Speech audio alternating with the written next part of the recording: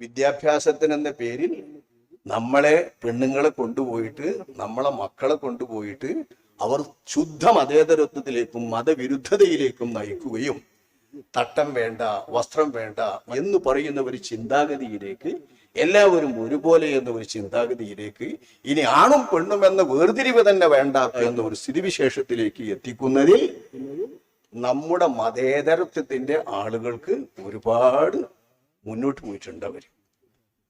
അത് അത്തരം ആളുകൾ വിദ്യാഭ്യാസം കൈകാര്യം ചെയ്ത് ഇനിയും നീണ്ടുപോവുക, കുറെ കാലങ്ങൾ പോയാൽ ഇതിനൊക്കെ അപ്പുറം വരും. അങ്ങനെയുള്ളൂ. അല്ലെങ്കിൽ ആ യാഥാർത്ഥ്യം തിരിച്ചറിഞ്ഞുകൊണ്ട് നമ്മൾ ശരിക്കും ജാഗരൂകരാകുകയും മക്കളെ വിദ്യാഭ്യാസത്തിന് അയക്കുമ്പോൾ ഇസ്ലാമിക ബോധം നിലനിൽക്കണമെന്നുള്ളവർ, ഇസ്ലാമിക സംസ്കാരം നമ്മുടെ മക്കളിൽ നിലനിൽക്കണമെന്നുള്ളവർ പ്രത്യേകം ശ്രദ്ധിച്ചുകൊണ്ട് ഭൗതിക വിദ്യാഭ്യാസം, പൊതുവിദ്യാഭ്യാസം നൽകുന്ന കാര്യം പ്രത്യേകം പരിഗണിക്കണം.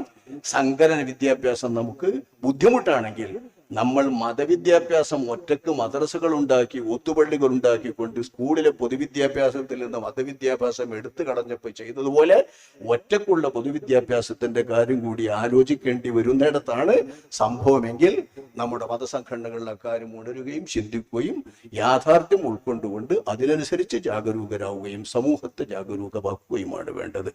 അല്ലാതെ മറ്റു വിവാദങ്ങൾ കൊണ്ടൊന്നും പ്രയോജനമില്ല.